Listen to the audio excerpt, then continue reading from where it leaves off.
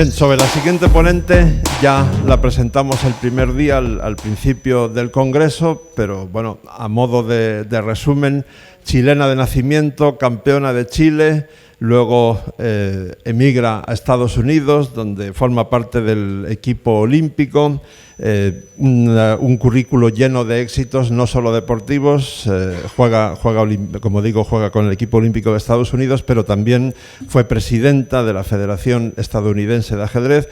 Y lo que más nos ocupa hoy aquí, o lo que más tiene que ver con lo que nos reúne aquí, ella se dedica muchísimo, durante muchos años ha hecho y sigue haciendo una gran labor sobre el ajedrez educativo en Estados Unidos, y además es vicepresidenta de la FIDE y directora o presidenta, no sé muy bien cómo hay que traducir chairman, directora de la Comisión de Ajedrez Social de la FIDE. Beatriz Marinero.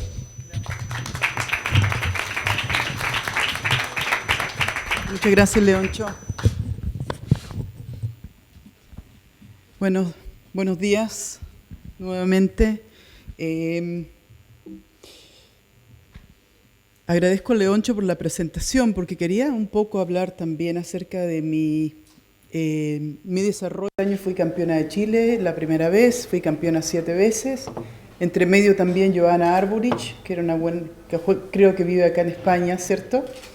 Eventualmente emigré a los Estados Unidos por accidente, fui a jugar el New York Open y conocí a mi primer marido. Me casé en los Estados Unidos con un norteamericano y me quedé allá. Fui por 3 meses a jugar torneos y me quedé 3 años antes de regresar a mi casa a Chile. Y bueno, de ahí en adelante hice mi vida en los Estados Unidos y como toda la vida, ¿cierto? Obviamente hay un camino y tuve muchísima suerte que el año 1990, que también conocí a Leoncho ese mismo año, hicieron el campeonato mundial, el match por el campeonato mundial entre Anatoly Karpov y Garry Kasparov, en la mitad en Nueva York y la otra mitad en Lyon, en Francia. Y ahí yo estaba en la sala de prensa, me conseguí un pase de prensa, yo escribí algunas cosas en español, pero más que nada era porque quería estar ahí con los jugadores, los grandes maestros, y conocí un entrenador de una escuela en los Estados Unidos que se llama Dalton, una escuela muy prestigiosa.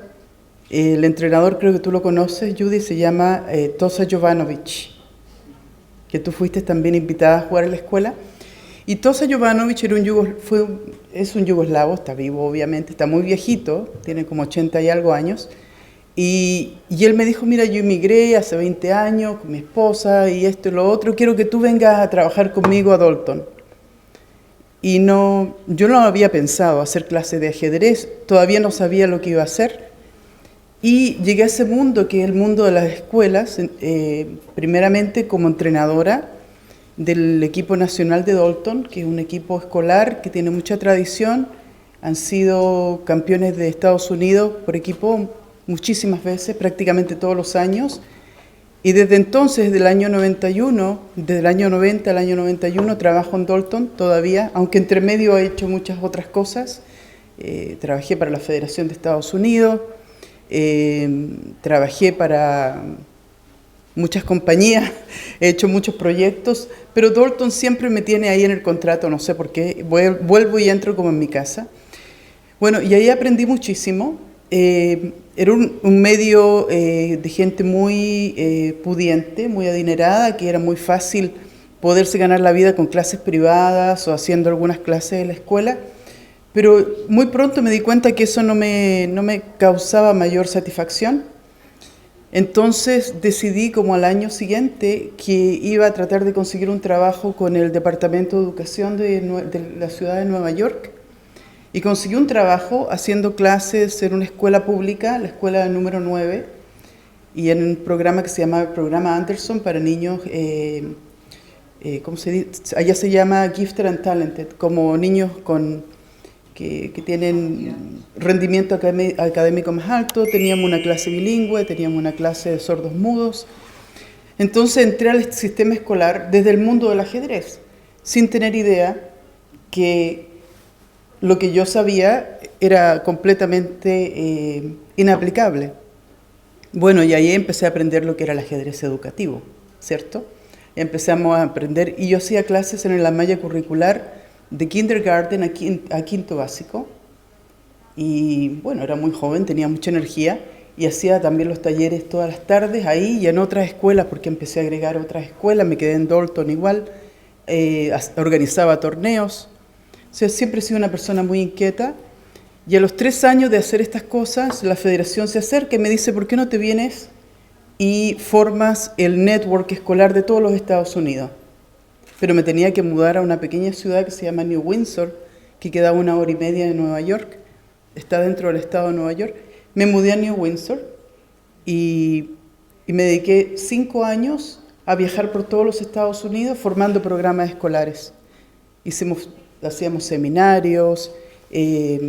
Bueno, de ahí conocí obviamente a Fernando, ¿cierto? Que él estaba en el Comité de Ajedrez y Educación, y fue un camino, ¿cierto? Y de ahí eso fue mi plataforma para entrar a la dirigencia. Nunca me interesó la política en el ajedrez ni la dirigencia, más que nada llegué por accidente, por mi trayectoria dentro del mundo del ajedrez escolar, y siendo líder de la comunidad escolar, de ajedrez escolar en los Estados Unidos, y en un momento dado, la mayor cantidad de socios de la Federación de Estados Unidos, que tiene alrededor de 80.000 socios, eran niños y jóvenes. Entonces necesitaban gente que pudiera entender ese lenguaje, y bueno, caí justo ahí, no sé por qué, fue un accidente, y bueno, llegué a ser presidenta, pero por esas cosas que yo no esperaba tampoco. Y de ahí a la FIDE. Bueno, la FIDE ha sido mucho más difícil, dígame, porque por lo menos en Estados Unidos puedo hacer un trabajo. Entonces inicialmente no sabía qué hacer. Y la política la puedo hacer porque es un poco, no es como jugar ajedrez, porque jugar ajedrez y la política son 2 juegos muy diferentes. Pero tienes que tener mucha diplomacia, tienes que tener mucho tacto y a veces olvidarte de cosas, que bueno, no tomarte las cosas muy en serio, muy a pecho.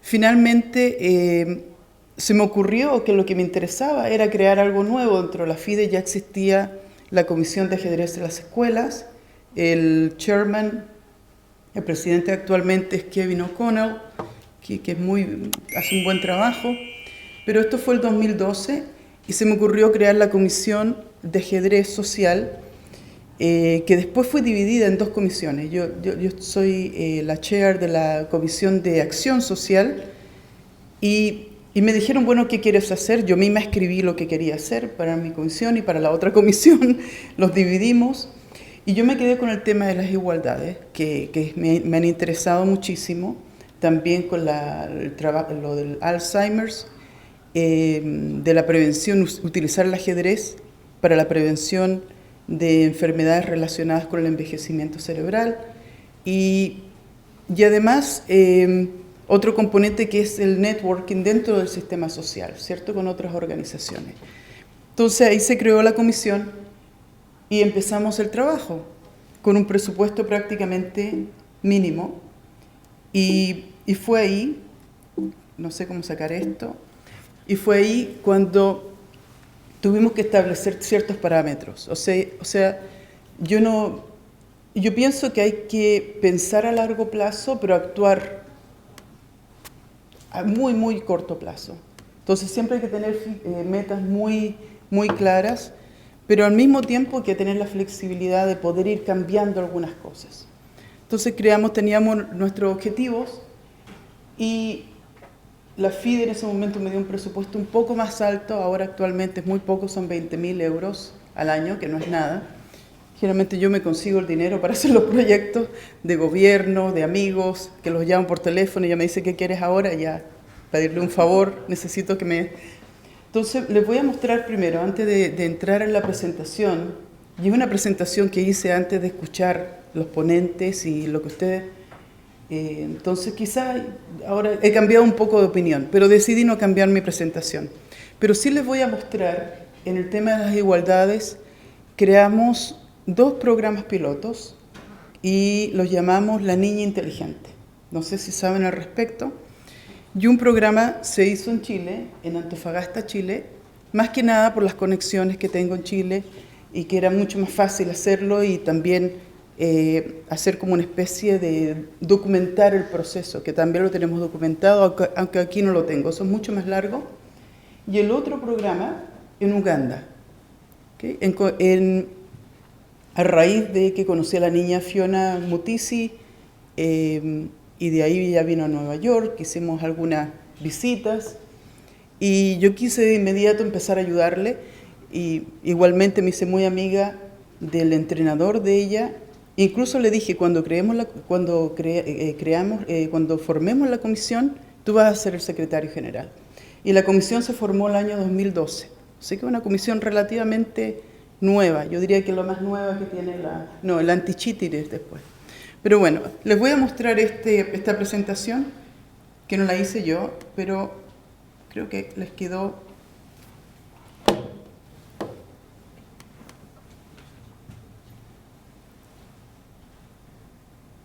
A ver, es el programa en Antofagasta. Y vamos a ponerlo acá. Bueno, como ven, está en inglés. Ahora se me ocurrió mostrarlo.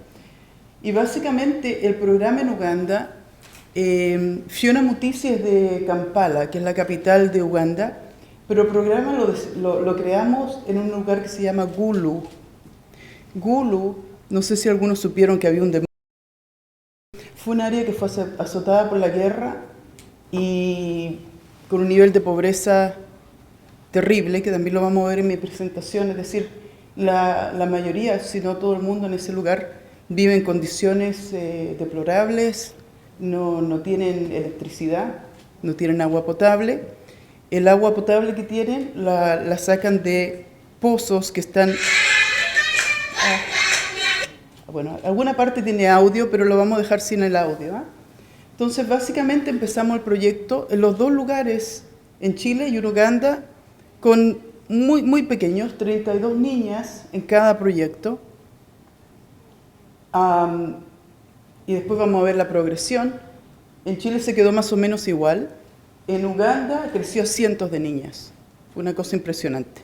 Entonces, le hicimos con una organización norteamericana de Estados Unidos que se llama Sport Outreach. Y me reuní con el presidente, que también conectado a la niña Fiona Mutisi, y como entablamos una relación, incluso ellos tienen programas en muchos lugares de extrema pobreza y nos han pedido que hagamos más cosas de ajedrez con Robert Katende, y las vamos a hacer. Entonces empezamos en Uganda, en Gulu no había nada de ajedrez, cero. ¿Okay? Entonces los niños fuimos a donde están las escuelas. Aquí pueden observar que la mayoría de la gente vive de la agricultura. Eso es lo que hay, agua potable que está relativamente limpia, y hay organizaciones europeas y de Estados Unidos que van a vacunar a los niños, entonces ahora están más saludables. La ropa principalmente donada por organizaciones internacionales, también como pueden ver los vestidos de las niñas, y comenzamos ahí. Entonces, ¿qué es lo que teníamos que hacer? ¿Qué necesitábamos? Necesitábamos tableros de ajedrez, necesitábamos capacitación, enseñarle a la gente de ahí. No podíamos llevar gente de afuera, hablan un dialecto. Entonces empezamos a capacitar, ellos mismos empezaron a capacitar a una persona. Teníamos muy pocos juegos de ajedrez. Cada vez que voy a África voy con una maleta gigante porque no puedes enviar juegos de ajedrez. No los puedes sacar de la aduana, hay que pagar impuestos, es muy complicado. Entonces, os lo envío los juegos con misioneros de los Estados Unidos que van, o yo misma los he llevado. Yo he ido ya 2 veces. Los 2 últimos años, fui el año pasado y volví este año en marzo. Pero este fue el año anterior. Entonces, este es un programa de 3 años que empezamos con 32 niñas, ahora en 5 diferentes centros, y ahora tenemos más de 300. ¿Eh? Después agregamos a los niños, todo esto. A mí me interesaba mucho el tema de las niñas porque veía que, bueno, las mujeres las abandonaban con todos los niños, no tenían recursos, y ellas son básicamente, es un matriarcado que lleva la comunidad, y pensé que esa era la forma de empoderarlas y poder darles ciertas herramientas para tomar mejores decisiones y para que quisieran tener acceso a la educación, que es prácticamente imposible. En esos países, si tú naces pobre, mueres pobre. Generalmente es así, a no ser que haya una cosa del destino que sea. Entonces, pero después empezamos a agregar a los niños también. Pero el programa todavía se llama La Niña Inteligente. Acá están los maestros, están las primeras tres, Irene. Después las van a ver de las fotos porque hemos hecho seminarios, todos los años hacemos seminarios de capacitación, incluso hicimos unos FIDE, después empezaron a venir ellas a Kampala, pero eso es cuando empezamos el programa en Gulu. Como ven las niñas. Una cosa, cuando uno visita, obviamente tiene que llevar algunas cosas, y llevamos dulces para los niños. No sé si dulces, lo que podamos, ¿cierto? Yo tengo, por ejemplo, hacemos torneos de ajedrez y yo ni siquiera pensaba que eran las camisetas de los torneos, y yo tenía ahí muchos. Mandé una maleta y obviamente todo eso se fue, zapatos para los niños, lápices, no tienen nada. Como ven, ahí están. Y ahora, esta foto la tomamos este año. O sea, empezamos desde cero, después empezamos a capacitar a la gente de Gulu, después los empezamos a llevar a Kampala. Cuando fuimos a Kampala, el primer seminario, yo pensé van a llegar 10 personas, llegaron como 40 personas de diferentes países en África, no tienen nada. Fue una cosa, y yo le decía, por favor, ¿dónde podemos poner a tanta gente? Y la FIDE me decía, no puedes hacer un seminario para 40 personas. ¿Pero qué íbamos a hacer? Bueno, al final lo hicimos igual. Entonces juegan en el piso, les llevamos tableros murales de estos que son mucho más baratos en los Estados Unidos. Entonces todos tienen, a los maestros les damos un tablero para que enseñen algunas piezas. Y ese es un equipo de trabajo que hemos formado, y este año, por primera vez, invité al gran maestro alemán Thomas Luther que viniera, porque creamos un programa en una escuela de minusválidos, y la maestra es minusválida y ella también hace clases ahí. Entonces, la incorporamos al equipo de trabajo. Prácticamente a la FIDE esto no le cuesta nada, porque los sueldos de ellos los paga la organización en los Estados Unidos. Mi compromiso es capacitación y juegos.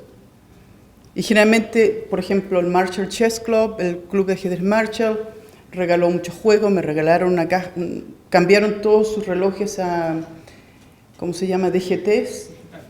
Sí, entonces me dieron todos los otros relojes y todavía tengo más ahí que... Entonces yo voy llevando lo que tengamos, se los llevamos. Entonces, nuevamente las niñas jugando. Fíjense que le hicimos unas clases de finales de peones. Y estaban aprendiendo. Es curioso, pero no es curioso realmente. Los niños aprenden porque realmente no tienen acceso a la educación, tienen muy poco acceso, y cualquier cosa que les enseñen la quieren hacer. Y todas las niñas querían intentar, niñas y niños. Vienen los padres con los niños. Ahora, ¿cuál es la atracción? ¿Por qué vienen estos centros que son de esta organización? No les dan de comer, sino que es algo como avena, ¿cómo se llama? Sí, es como una avena, tienen vacas, tienen vegetales, entonces con la leche que le sacan, que ordeñan de las vacas, hacen una avena, y a los niños van a comer, porque muchas veces no tienen comida en su casa, entonces le dan esa comida todos los días, y cuando vienen a comer les enseñan algunas cosas, y ahora le están todos aprendiendo a jugar ajedrez. Ahora, esta foto a mí me impactó mucho de esta niña, porque ella le fue muy bien en el ajedrez, entonces hacemos un torneo al año, ahora empezamos a hacer torneos, y además a los que les va mejor los seleccionamos para ir a jugar a Kampala, y eso es una cosa, pero es como ir a otro planeta para ellos. Entonces, esta niña le fue bien en el torneo, fíjense que acá se ve un poco triste, y después muy feliz porque ganó su primer torneo, su primer trofeo. Entonces, obviamente, el efecto de ganar autoestima es enorme. Entonces, ¿qué ocurrió? Bueno, tengo muchísimas otras fotos, pero no les quiero contar tantas historias. Bueno, varias cosas. Entonces empezamos el programa, empezamos a capacitar, a llevar los juegos, y de ahí ocurrió que un día, el año pasado cuando fui, entrevistamos a los padres de los niños, fuimos a todos los lugares donde estaban, y esta niña me siguió por el camino, un camino así africano, no hay camino, con todo, con mosquitos por todos lados, y de repente me dice, no puedo ir, aquí no puedo ir a la escuela porque tienen escuela hasta solamente 5 años, y me dijo, yo quiero ir a la escuela, yo quiero ir a la escuela. Entonces le pregunté a Robert, ¿por qué no puede ir a la escuela? Me dijo, porque acá no hay escuelas para ella. Si va a la escuela, tiene que ir a una escuela como donde vive, como un boarding school, ¿cómo se llama en español? Un internado en Kampala. Entonces le pregunté a él, ¿cuánto sale eso? Me dijo como $650 al año. Entonces yo llamé a un amigo mío y busqué un patrocinador para ella. Entonces ahora ella está en la escuela y la fui a ver, le llevé un juego de la persona que la patrocina, ella le envió una carta y la va a seguir patrocinando hasta que termine de estudiar. También yo patrocino un niño y este año puedo hacer seminario. Como ven, impresionante, segundo seminario que hacemos y tenemos que rechazar a la gente. O sea, podríamos tener 100 personas, es increíble en África. O sea, una vez que vas, te das cuenta, incluso Thomas Luther quería volver a toda costa el próximo año, no lo podía creer inicialmente, pero es impresionante. Entonces, una de las cosas que pasó también este año, a esta niña ya la había visto el año pasado, y la veo jugando una partida y veo que tiene una dama y una torre apuntadas hacia un enroque, una columna G abierta, y yo la encontré fantástica, se llama Carol. Y nuevamente le dije, Robert, hay que buscarle un patrocinador a esta niña que vaya a estudiar a Kampala. Entonces ahí encontré un patrocinador, otro amigo mío. Entonces ahora lo que pensamos hacer es que todos los años del programa de ajedrez se identifique a una niña que tenga habilidades especiales, obviamente que sea talentosa, y no es de ajedrez. O sea, a través del ajedrez puedes deducir, lógicamente se puede deducir que hay un nivel de inteligencia para que pueda seguir estudiando, para que se pueda salir. Ellos viven en una situación de extrema pobreza, o sea, ella vive en el piso, terrible, casi los maridos casi se van, las mujeres están muy solas. Entonces, ese es el programa de Uganda, que ha crecido en 3 años de 32 a más de 300 niñas. Ya hay niños también, o sea, ya no damos abasto, pero la necesidad es enorme. Pero obviamente ahí el ajedrez puede crecer. África tiene el potencial de pueden ser millones y millones de personas jugando ajedrez. La progresión es muy rápida, es impresionante y les gusta muchísimo. Bueno, este es el otro programa que lo creamos en Antofagasta, en Chile, para niñas, un grupo de niñas de 6 a 7, y estas son 6, 7 y 8 años, y estas son las niñas más grandes. Y también es un programa gratis para la mayoría, para niñas de escasos recursos, aunque en Chile Chile tiene los parámetros económicos parecidos a un país europeo. Entonces, no hay tanta pobreza. Esta es una biblioteca regional en Antofagasta. Entonces, en todos los casos, lo que hemos tratado de conseguir es tener docentes, es tener gente que les enseñe a las niñas que sean mujeres. Acá encontré una maestra una jugadora que se llama Mariela Cortés. En África hemos capacitado a las mujeres que trabajan con las niñas. Esta es la biblioteca regional, si se dan cuenta, bastante diferente a como se ve Uganda. Aunque esta es una ciudad en el desierto, está hecha, pero hay mucha minería y progreso, pero aún así hay niños que son de escasos recursos. Los problemas sociales en Chile, hay problemas de pobreza, pero también muchos relacionados con droga, con delincuencia. Esos son realidades muy diferentes.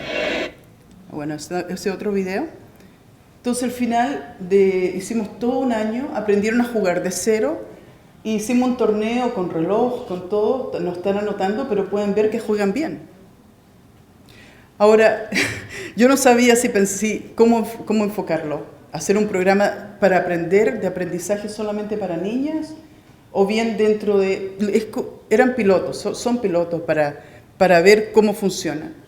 Y realmente todavía no sabemos, creo que hay que hacer más pilotos y en diferentes culturas, en diferentes países. Pero obviamente los dos fueron un gran éxito y a raíz de esto firmamos un acuerdo con el Ministerio de Desarrollo Social de Chile el año pasado y creamos un programa más grande que no ha tenido realmente FIDE no tiene recursos, o sea, no le interesan estos proyectos, si quieren que sea honesta con ustedes. Pienso que ellos no lo ven no ven la relación entre lo que se puede hacer, ¿cierto? Que el ajedrez educativo, el ajedrez social. También documentamos muchas de las experiencias de estas niñas. Y si se fijan atrás, pusimos algo, el ajedrez es como la vida misma. Entonces, la idea es que también aprendan cosas acerca de la vida, tomar mejores decisiones. Se ven todas muy contentas.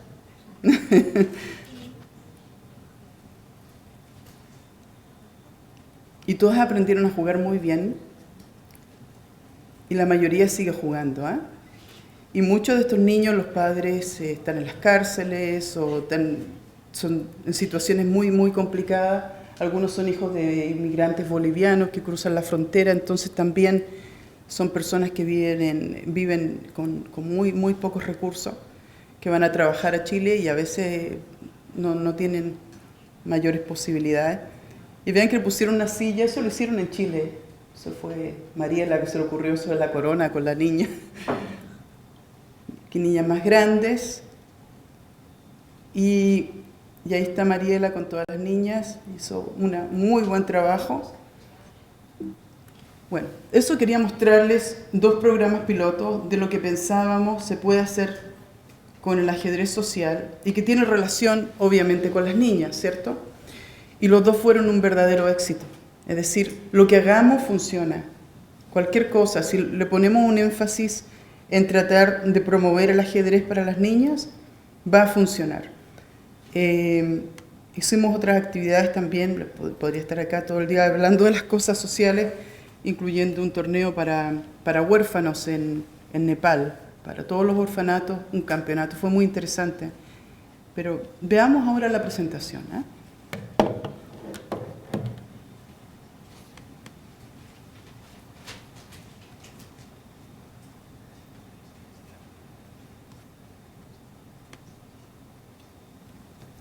Bueno, acá donde vive Carola, la niña que les contaba, esta foto que la conocí este año, y fíjense atrás, pero trajeron sillas porque como es el programa de Sport Outreach, pero igual viven en condiciones, no hay electricidad, no hay baños, no hay nada, no tienen.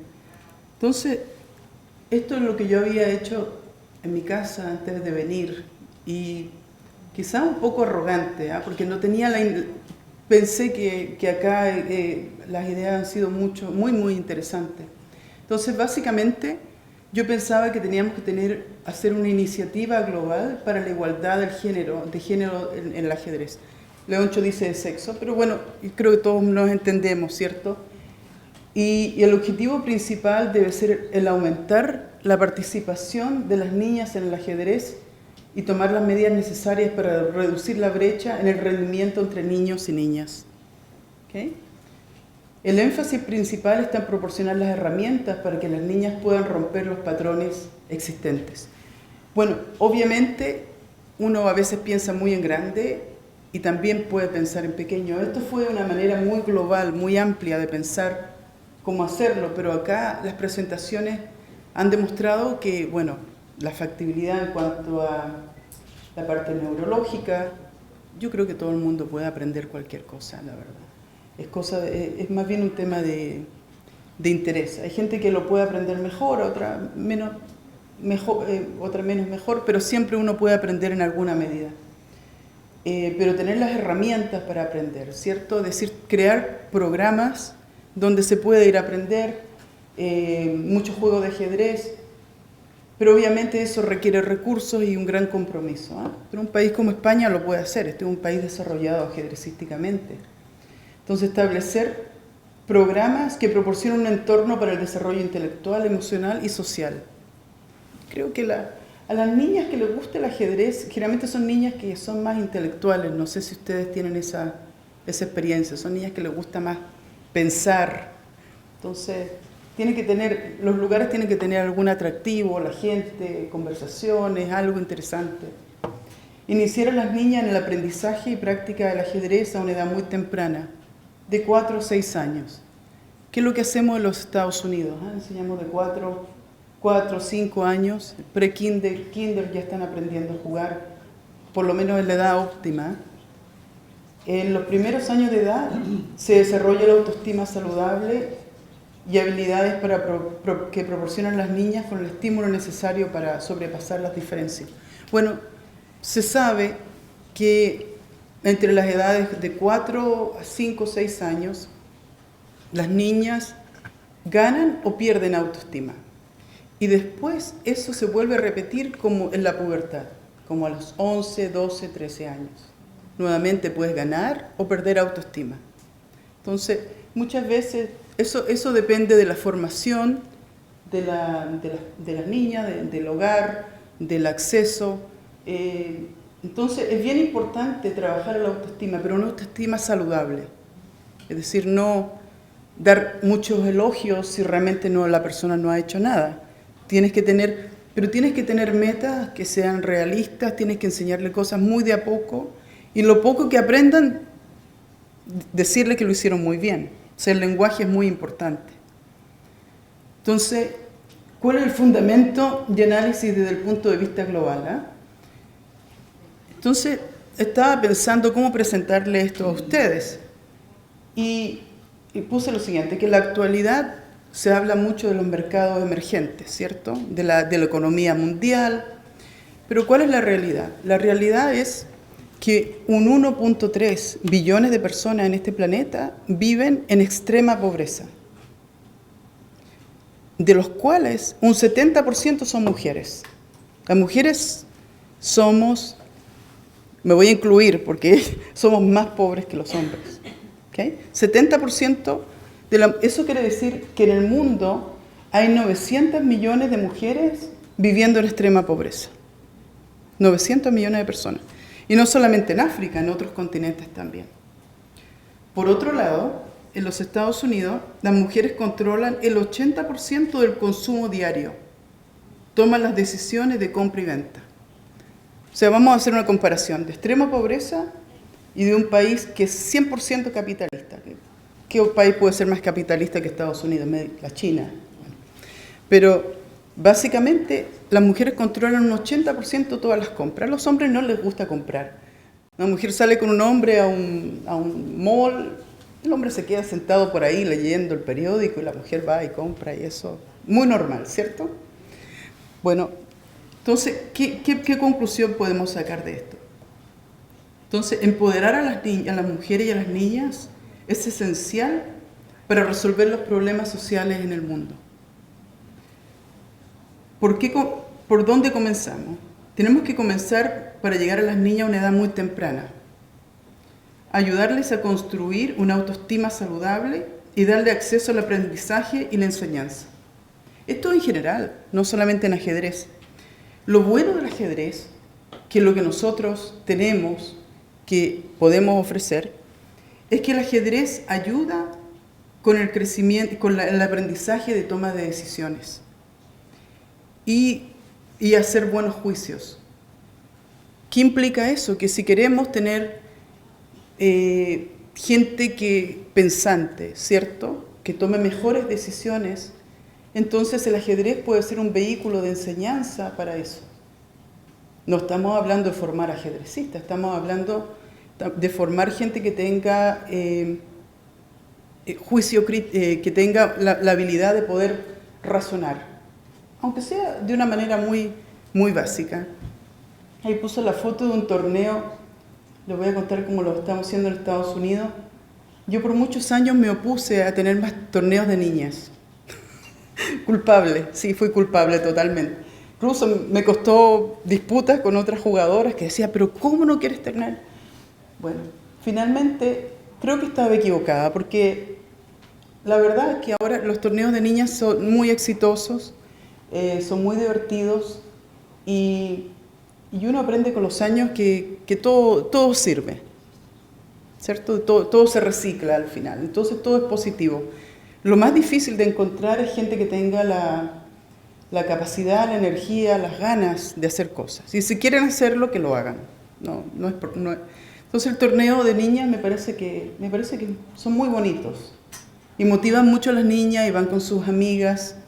Entonces yo también empecé a ir con las niñas de la escuela, formé un equipo de niñas y, y me parece muy divertido, un torneo que a mí me gusta, aunque me opuse a eso por 20 años casi.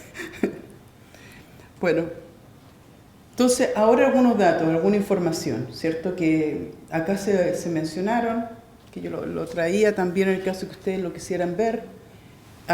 Se estima que, no sé si lo escribí muy bien en español, se estima que 600 millones de personas juegan ajedrez. No sé si es verdad, pero esa es la cifra que circula, ¿cierto? O que por lo menos no estamos hablando de que sean jugadores de torneos, sino que aficionados, gente que sabe mover las piezas. 600 millones. Pero al mismo tiempo solamente un 1% son mujeres, menos de un 1%, o niñas.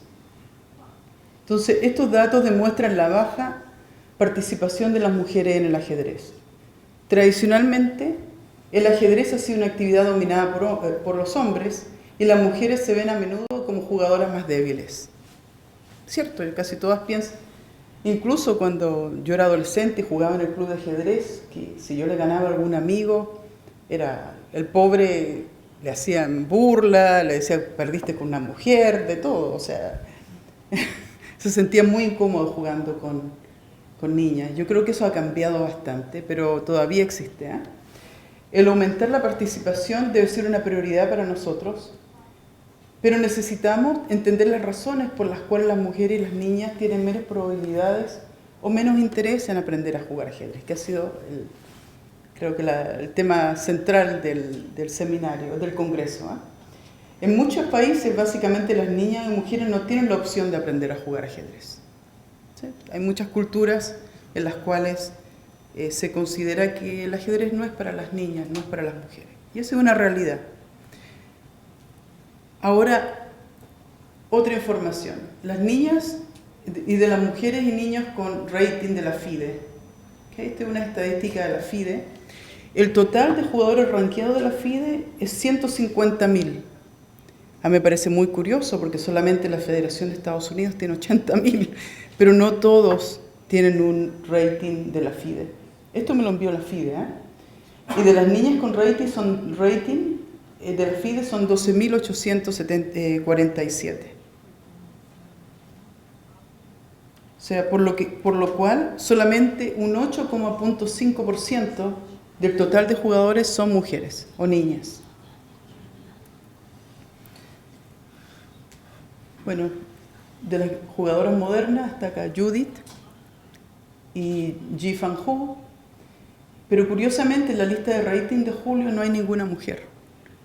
Incluyeron hasta el jugador número 103 y Ji-Fan Hu es la jugadora número 104. Por un punto no entró en la lista. Pero obviamente eso demuestra que si estamos hablando de ajedrez competitivo, que estamos por muy debajo de lo que es el ajedrez competitivo, ¿cierto? Entonces acá está la lista. Ahora, una noticia positiva es que hoy por hoy hay más mujeres con un rating FIDE por sobre 2.500. No son muchas, pero por lo menos está mejorando un poco, pero igual no son muchas, ¿eh?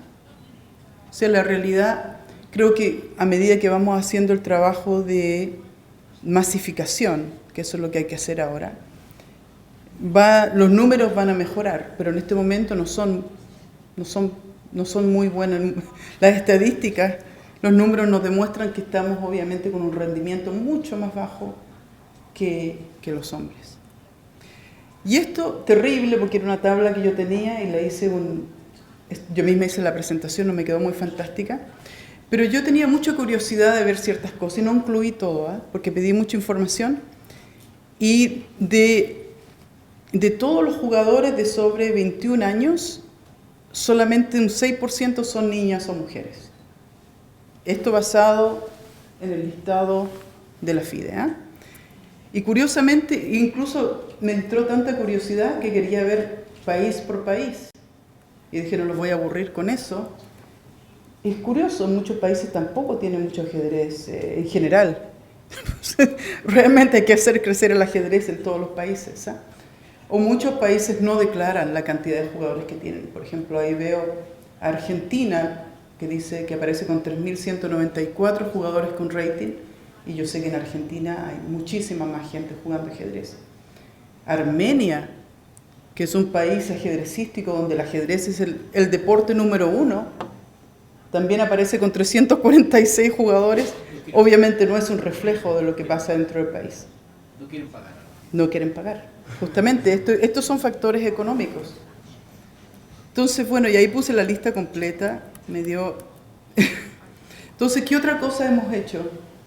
Por lo menos, yo no me dedico a esto, este es mi hobby, de alguna manera, se ha convertido en un hobby que lo hago con mucho gusto.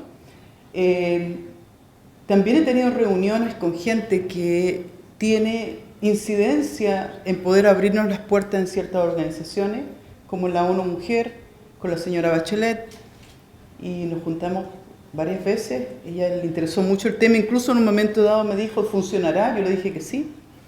Y una de sus asesoras, una de sus ex ministras, yo creo que la reconocen, ¿quién es? Viviana, que era asesora de Bachelet. Ella se quedó, Bachelet se fue a Chile como presidenta, Viviana se quedó dentro de la ONU Mujer, pero ahora está comisionada en otro país. No sé, ahí. No está en Nueva York. Pero la niña que está ahí es Fiona Mutisi. Invité a que se reuniera y es importante también que vean, le llevamos el libro, saben que va a haber una película y... Mucha gente no conoce quién es Fiona. Ah, ustedes están diciendo, bueno, está bien. ¿Quién es Fiona Mutisi? La razón por la que empezamos el programa en Uganda, básicamente es una historia increíble. Escribieron un libro al respecto. Es una niña que... Tengo que volver un poco, es una historia increíble, es terrible. Bueno, el padre de Fiona Mutisi murió de SIDA y la madre quedó abandonada con 3 hijos en la calle. Terminaron viviendo en un mercado en Kampala, lleno de infecciones, peligro, una cosa horrible. Yo fui a Kampala a ver todo eso porque también hemos documentado mucho de esto para el ajedrez, ¿cierto?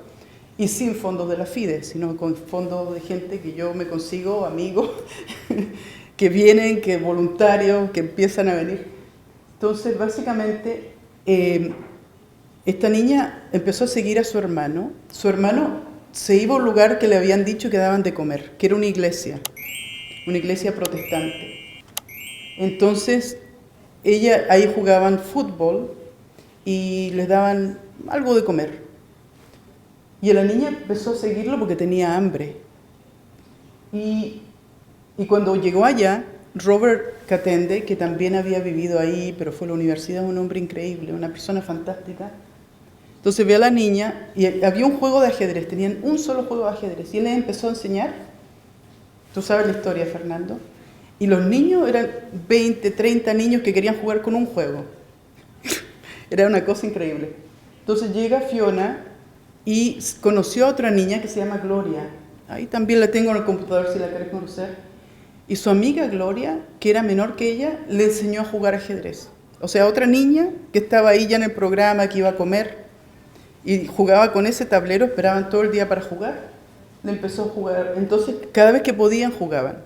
Como no tenían tableros, hacían tableros en la tierra y con piedras jugaban.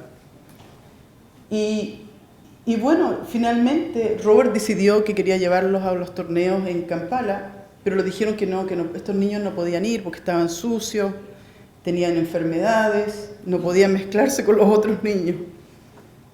Entonces, él insistió tanto y esta organización en los Estados Unidos les empezó a enviar ropa, lo arreglaron lo mejor que pudieron y los empezaron a llevar. Y bueno, Fiona se destacó, le fue muy bien, y yo la conocí a ella en el 2010, cuando jugó la Olimpiada, una de las jugadoras en Khanty-Mansiysk. Y cuando la conocí me impactó mucho la historia, incluso se habló, no sé si sabían algunos de ustedes acerca de esta historia. Entonces empecé a hablar con Robert y después le dije, cuando venga a Estados Unidos nos ponemos de acuerdo. Y hay otro amigo mío que hace marketing, los conocía por el libro. Siempre el mundo es muy pequeño, ¿cierto? Cuando las cosas tienen que ocurrir. Entonces un día me llama Robert McClellan, que es una persona que hace marketing, y me dice, Beatriz, vamos a traer a Fiona a Estados Unidos con Robert. Entonces le dije, tienes que traerlos a Nueva York, para que yo los presente, para ver cómo los podemos ayudar, que esto, lo otro. Entonces los llevamos a Nueva York y organicé una charla en el Marshall. Todos me estaban mirando como que estaba... Es una niña de un rating de 1500 y me decía, ¿por qué vas a traer a esta niña? Yo decía, no, esta es una gran historia. Ustedes no se imaginan la maravilla que es esto. Era el 2011. Entonces, finalmente lo recibimos, fuimos la primera vez a la ONU, después de nuevo fuimos a la ONU, y a ella se le abrieron muchas puertas, y ahora está en una escuela en Kampala. La vi este año, siempre cuando puedo hay mucha gente que le está ayudando, queremos que vaya a estudiar en los Estados Unidos, si es que logra terminar. Ella nunca fue a la escuela, entonces no hablaba inglés, hablaba solamente un dialecto, entonces empezó prácticamente de cero. Y una niña muy, muy inteligente, pero obviamente que salió de una situación muy difícil. Y ahora todavía es muy difícil porque la mamá está muy enferma y está ella y los hermanos. Bueno, ahí tratamos de ver que por lo menos ya tiene una familia dentro del ajedrez. Ese es mi equipo de las niñas que formé. Cuando me dieron las ganas dije, ya está bien, voy a hacer cosas con las niñas. Entonces, y nos fue muy bien. Salimos segundas el año pasado y este año nos fue muy bien. Fui con 3 equipos este año. Y si se fijan, las niñas están felices, estudian juntas. Estas niñas son de 6 años. Entonces, y esto lo puse porque vimos que el 24% del total de ajedrecistas que están en el listado de la FIDE son menores de 21 años, son niñas y mujeres. O sea, nuevamente un dato que es muy interesante, porque sobre 21 años, 6%, bajo 21 años, 24%, 4 veces más. Entonces, después quise poner esto, no sabía a quién poner, así que puse a mi amiga Carol Joraki. Te estás riendo. Ella es una árbitro muy conocida, vive en Nueva York, también nos conocemos hace muchos años. Yo tengo muchos amigos, como saben, como ven. Entonces, y generalmente los conservo, así que... Entonces, ¿qué podemos hacer para obtener resultados deseados o para obtener los resultados que queremos? Uno es crear un plan mundial de marketing enfocado a mostrar la menor participación de las niñas y las mujeres en el ajedrez, además de las diferencias en cuanto al rendimiento. O sea, hay que mostrar la realidad nuestra. Pero esto no lo podemos hacer. Le voy a decir por qué. Porque es muy caro. Lo que podríamos hacer es, que lo hice este año, hay que ir y visitar todos los ministerios de las mujeres en todas las partes del mundo. O sea, nos tenemos que distribuir todas las mujeres que estamos en el ajedrez y decir, vamos a ir a este lugar, vamos a hablar con esta ministra, con esta ministra, con esta ministra, y esos ministros que están dentro de un sistema gubernamental, que ellos empiecen a ayudarnos con esto, a decir, bueno, tenemos este problema, ¿y cómo nos pueden ayudar? Lo otro, la Federación Mundial de Ajedrez cuenta con una red de 186 países. Ellos deberían solicitar que un mínimo de las jugadoras de cada federación nacional deberían ser niñas o mujeres. Deséeme suerte con eso, no sé si lo podamos lograr, pero sí lo voy a plantear, ¿por qué no? Pienso que inmediatamente podría tener un resultado positivo si la FIDE le pide a todas las federaciones nacionales que aumente el número de niñas. Muchos se van a reír, van a decir, pero muchos no. Y por ahí podemos también crear un incremento en cuanto a los números. Realizar campañas de concientización sobre el tema de la igualdad de sexo, que es lo que están haciendo ustedes acá. Desarrollar conciencia colectiva y estimular el debate, que es lo que se ha hecho acá, pero hacerlo incluso más colectivamente, mostrando quizás los resultados, así como contribuir al desarrollo de un proyecto mundial. Debería haber un proyecto mundial coordinado con la FIDE, y no solamente la FIDE, las federaciones nacionales, organizaciones, fundaciones de diferentes personas, que todo el mundo trate de colaborar en esto. Crear programas de asesoramiento, en el caso que digan, bueno, no sabemos cómo hacerlo. Alguien debe asesorarlo, ¿cierto? Y capacitación, y lo ideal es para que aprendan también las mujeres, ¿cierto? Mujeres ajedrecistas, entrenadoras, árbitros, organizadoras, promotoras, tratar de buscar mujeres que nos puedan ayudar con esto, con la misión de aumentar la cantidad de niñas y mujeres que jugamos al ajedrez. Buscar aliados entre los jugadores. Entonces, hay gente que tiene conexiones, muchos tienen muchas conexiones, que quizás nos pueden abrir puertas en algunos lugares, y desarrollar activamente una red, ¿cierto? Un network que se llama, hacer una red mundial. Muy difícil. Todo esto parece fácil por escrito, pero en la práctica es extremadamente difícil. Requiere mucha energía, requiere recursos y compromiso de todos nosotros, ¿cierto? Bueno, esa es la presentación. No sé si tienen alguna pregunta.